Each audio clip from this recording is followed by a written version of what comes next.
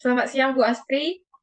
Kami dari kelompok pengaruh globalisasi terhadap ketimpangan akan melakukan presentasi. Ada saya Cindy, teman saya Jocelyn, dan Cynthia. Jadi hari ini kami akan membahas mengenai globalisasi ekonomi dan pengaruhnya terhadap kemiskinan dan ketimpangan pendapatan di Indonesia, globalisasi terhadap pertumbuhan kemiskinan dan ketimpangan antara negara pinggiran dan negara pusat, ketimpangan sosial budaya di era globalisasi. Yang pertama akan dijelaskan oleh Jocelyn. Globalisasi ekonomi dan pengaruhnya terhadap kemiskinan dan ketimpangan pendapatan di Indonesia. Yang pertama ada pengaruh globalisasi. Globalisasi banyak membawa pengaruh bagi dunia ini, baik yang baik maupun yang tidak baik. Pasalnya ada negara yang mengalami penurunan kemiskinan dan ketimpangan pendapatan, tapi ada pula yang mengalami peningkatan kemiskinan dan ketimpangan pendapatan. Berdasarkan penelitian yang dilakukan di berbagai negara, ditemukan bahwa terdapat 3 pola hubungan antara keterbukaan perdagangan dengan kemiskinan suatu negara. Di antaranya yang pertama adalah keterbukaan perdagangan menyebabkan kemiskinan dan ketimpangan menurun. Yang kedua itu menyebabkan kemiskinan dan ketimpangan meningkat. Dan yang ketiga, adanya hubungan yang rumit di antara keterbukaan ekonomi dan kemiskinan dan ketimpangan pendapatan.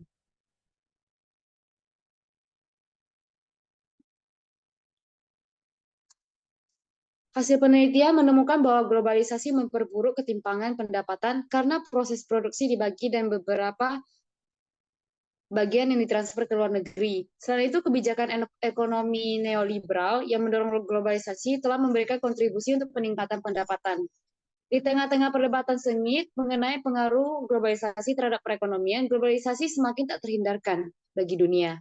Karena perdagangan bebas, aliran informasi, barang dan jasa antar negara di dunia terus meningkat yang berdampak pada pertumbuhan ekonomi. Pada akhir Orde Baru terjadi penurunan ketimpangan pendapatan, namun setelah reformasi malah meningkat. Studi lain menyimpulkan bahwa globalisasi bisa memecahkan masalah kemiskinan jika kebijakan pelengkap termasuk pengembangan SDM dan infrastruktur dan stabilitas makroekonomi yang dilaksanakan. Tetapi banyak argumen yang meragukan bahwa globalisasi dapat mengurangi kemiskinan negara, sebab kemiskinan masih banyak merajalela di banyak negara berkembang setelah globalisasi meskipun jumlah orang di bawah kemiskinan menurun. Globalisasi ekonomi dan ketimpangan pendapatan. Terdapat 3 teori pertumbuhan. Yang pertama ada teori pertumbuhan non-klasik yang memprediksi terjadi konvergensi. Yang kedua ada teori pertumbuhan endogen yang memprediksi kurang konvergensi atau divergensi. Yang ketiga ada teori pertumbuhan ketergantungan memprediksi terjadi divergensi. Dampak globalisasi ekonomi terhadap kemiskinan, yaitu kenaikan 1% pendapatan per kapita pada tahun sebelumnya akan meningkatkan tingkat kemiskinan pada tahun berjalan.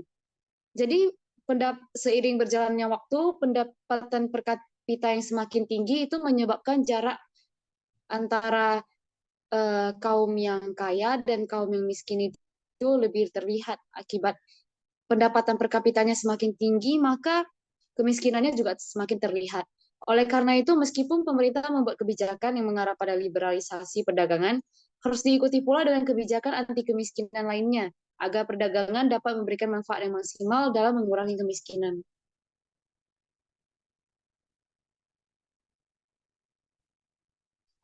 Dampak globalisasi ekonomi terhadap ketimpangan pendapatan. Dalam jangka pendek, peningkatan pendapatan per kapita akan diikuti oleh naiknya ketimpangan pendapatan. Tetapi hasil penelitian menunjukkan bahwa tidak ada pengaruh jangka pendek antara kedua variabel tersebut. Namun dalam jangka panjang, hasil penelitian ini sejalan dengan hipotesis yang diajukan. Variabel tingkat pengangguran terbuka dalam jangka panjang memiliki pengaruh positif secara signifikan terhadap ketimpangan pendapatan sebesar 0,01. Artinya dalam jangka panjang peningkatan ketimpangan pendapatan sebesar 0,01% membuktikan bahwa pengangguran berkontribusi terhadap ketimpangan pendapatan. Di Indonesia dengan kekayaan sumber daya alam yang melimpah, pengangguran dan ketimpangan masih menjadi isu yang dibicarakan. Untuk itu, pemerintah perlu merancang suatu kebijakan yang efektif. Kesimpulannya, Jangka pendek keterbukaan perdagangan internasional tidak memiliki pengaruh yang signifikan terhadap kemiskinan. Tetapi dalam jangka panjang, keterbukaan perdagangan internasional berpengaruh terhadap penurunan tingkat kemiskinan Indonesia. Hasil penelitian mode 2 menyimpulkan bahwa dalam jangka pendek, keterbukaan perdagangan internasional berpengaruh negatif terhadap ketimpangan pendapatan. Tetapi dalam jangka panjang, hal itu tidak berpengaruh dalam menurunkan ketimpangan pendapatan. Untuk mengurangi kemiskinan melalui perdagangan internasional, perlu diterapkan suatu sistem perdagangan yang adil, sehingga semua pelaku ekonomi mendapat manfaat, bukan menjadi predator bagi yang lainnya. Ketimpangan pendapatan dapat dikurangi dengan cara menciptakan pertumbuhan ekonomi yang inklusif sehingga seluruh masyarakat menikmati hasil dari pertumbuhan ekonomi. Selain itu, perlu juga diterapkan sistem perdagangan yang adil di mana terdapat kemitraan yang setara antar pelaku ekonomi yang dilandasi jiwa dan semangat kekeluargaan sebagai acuan dalam aturan main perdagangan. Jadi poin penting atau intinya dari sini adalah dengan terjadinya globalisasi, menurut penelitian dapat memperburuk kemiskinan dan ketimpangan pendapatan. Namun hal itu dapat diperbaiki apabila diikuti dengan kebijakan yang efektif juga dan melakukan perdagangan yang adil. Selanjutnya, globalisasi terhadap pertumbuhan, kemiskinan, dan ketimpangan. Globalisasi membuat lalu lintas sumber daya antar negara menjadi hal yang lumrah. Kemajuan teknologi membuat alokasi sumber daya lebih efisien. Perpindahan produksi ini secara tidak langsung meningkatkan perekonomian negara berkembang. Karena perpindahan produksi berarti kenaikan lapangan pekerjaan yang tersedia juga meningkat dan juga menaiknya pendapatan nasional. Perpindahan produksi juga seringkali membawa serta pengetahuan dari negara maju ke negara berkembang, yang selanjutnya dapat meningkatkan kualitas sumber daya manusia dan produktivitasnya. Produktivitas sumber daya manusia yang meningkat membuat pertumbuhan ekonomi meningkat.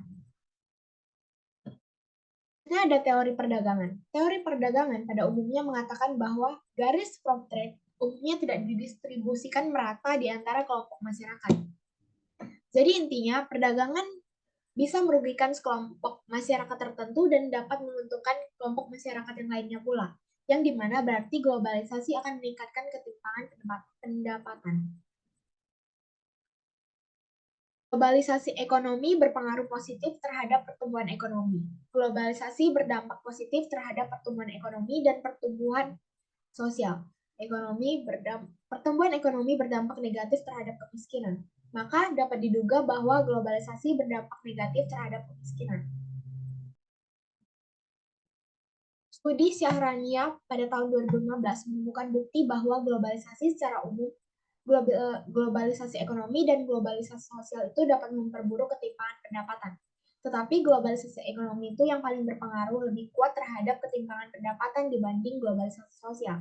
Dari hasil ini, pemerintah perlu melakukan kebijakan redistribusi pendapatan melalui pajak dan subsidi, serta memperkuat belanja sosial untuk meningkatkan keterampilan, khususnya bagi masyarakat yang bekerja di sektor yang berkompetisi dengan impor, untuk mengurangi dampak negatif globalisasi terhadap beberapa kelompok masyarakat. Negara-negara berkembang ini mestinya mendorong globalisasi ekonomi dengan memperlancar perdagangan dan investasi antar negara, serta mengurangi hambatan perdagangan. Jadi kesimpulannya, globalisasi dapat meningkatkan perekonomian negara berkembang karena kemudahan alokasi sumber daya yang diberikan dapat membuat tersedianya lapangan pekerjaan dan naiknya pendapatan nasional. Tetapi globalisasi ini juga dapat memperluas pengetahuan yang dimana dapat meningkatkan kualitas SDM dan produktivitasnya. Tetapi globalisasi ini hanya dapat dirasakan oleh sebagian kelompok masyarakat, di mana kondisi ini malah semakin memicu ketimpangan pendapatan yang ada di masyarakat. Ketimpangan antara negara pinggiran dan juga negara pusat. Jadi globalisme itu berintikan, artinya itu saling adanya ketergantungan dan juga keterkaitan. Atau interdependensi antara masyarakat dengan masyarakat lain dan antara negara dengan negara lain. Itu yang disampaikan oleh Hasan Habibie. Nah, interdependensi negara-negara bangsa yang dikemas dalam bingkai sistem ekonomi politik global itu telah memaksa negara dengan kapabilitas yang relatif biasanya lebih lemah itu untuk tunduk dalam irama dan juga aturan sistem raksasa pada perekonomian dunia. Dalam praktek globalisasi di sekarang itu, Tidak ragu untuk dinyatakan bahwa perdagangan bebas itu selalu lebih menguntungkan negara-negara yang maju daripada negara berkembang. Nah, dalam rangka memperluas pasar bagi barang-barang industri yang dihasilkannya, negara maju itu terus-menerus berusaha mencari sasaran-sasaran baru dimanapun di seluruh dunia. Nah, hal ini kemudian menyebabkan terjadinya ketimpangan dalam tata ekonomi politik dunia antara negara yang berkembang dan juga negara yang belum maju. Di negara pusat, di samping berkonsumsi, industrinya itu juga bersifat lebih mandiri karena bisa memproduksi barang-barang modal sendiri dan keuntungannya juga tetap di negara pusat. Akibat yang lebih jauh adalah negara-negara berkembang, termasuk negara-negara Asia Tenggara, hanya memiliki kemampuan sebagai agen-agen kapitalisme global. Nah, kalau di negara pinggiran, itu mereka hanya bisa melakukan ekspor dan mengonsumsi barang-barang massal dan juga barang mewah. Sedangkan untuk negara pusat, mereka memproduksinya. Nah, zaman sekarang sistem pembagian kerja pada perekonomian dunia itu juga lebih menguntungkan negara-negara maju, di mana negara maju itu mereka lebih berkonsentrasi memproduksi barang-barang industri yang berat, yang padat modal dan juga teknologi. Sementara di sisi lain, itu negara berkembang hanya memproduksi barang mentah. Akibatnya terjadilah kesenjangan pendapatan nasional antara negara maju dan juga negara berkembang. Dalam perkembangannya, hegemoni negara-negara maju atas negara-negara berkembang terlihat dalam aktivitas pertukaran moneter internasional. Nah, di mana sebagian besar pembayaran yang dilakukan oleh negara-negara berkembang itu harus menggunakan mata uang utama dunia itu seperti dolar AS, mark Jerman, dan juga yen Jepang daripada mata uang mereka sendiri. Nah, akibatnya dalam menyusun kebijakan moneternya, negara berkembang juga diharuskan untuk melihat fluktuasi yang terjadi pada mata uang dunia tersebut, sehingga terjadilah sesuatu yang given. Itu yang disampaikan oleh Hadi Winata.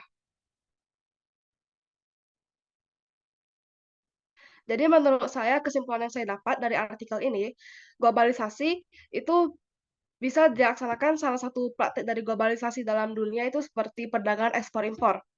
Nah, tapi perdagangan ekspor-impor ini justru bisa menyebabkan ketimpangan karena pada dasarnya eh, ekspor-impor itu lebih menguntungkan negara-negara yang maju dibanding dengan negara-negara yang berkembang. Jadi yang kaya semakin kaya, sedangkan yang miskin juga semakin miskin. Selanjutnya adalah ketimpangan sosial budaya di era globalisasi.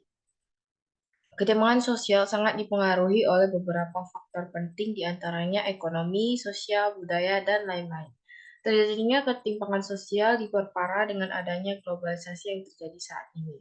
Ketimpangan sosial yang cukup ketara di saat ini adalah ketimpangan sosial budaya. Jadi, apa itu ketimpangan budaya? Ketimpangan budaya adalah suatu keadaan yang dialami masyarakat berupa ketidaksamaan atau keselarasan budaya. Ada bagian budaya yang mengalami perkembangan secara cepat, sedang, maupun lambat, di mana ketimpangan sosial budaya disebabkan masuknya budaya asing ke suatu negara karena adanya globalisasi dan modernisasi. Di era globalisasi, budaya adalah salah satu indikator yang akan mengalami perubahan.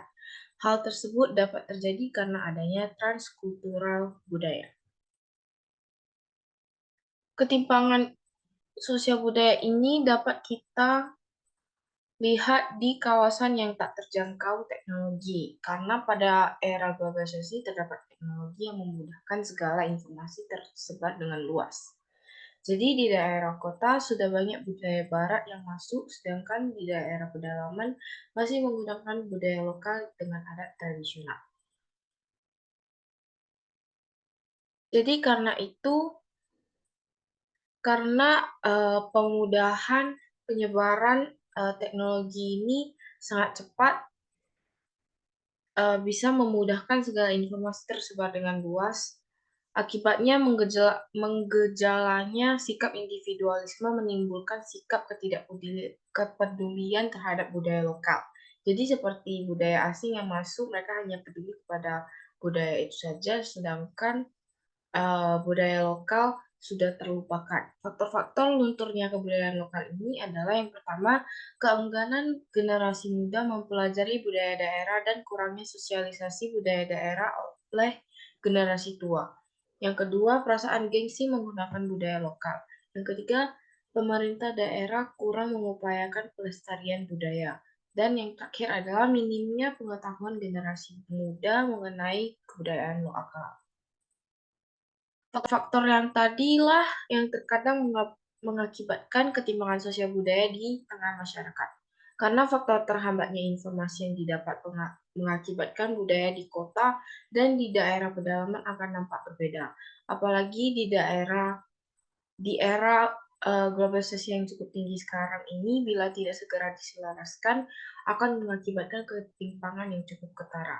Bila hal ini dibiarkan, akan mengakibatkan hal-hal yang tidak diinginkan, seperti akan mudahnya diskriminasi di masyarakat, tindak kriminal, dan perselisihan antar masyarakat lainnya, dan kecemburuan sosial. Jadi poin penting yang dapat saya ambil dari materi ini adalah ketimpangan budaya sangat terlihat perbedaannya antara masyarakat di daerah kota dan di daerah pedalaman. Karena persebaran informasi melalui teknologi yang cepat, budaya-budaya asing sudah banyak masuk ke Indonesia, terutama di wilayah kota, sedangkan yang di daerah pedalaman masih menggunakan adat tradisional.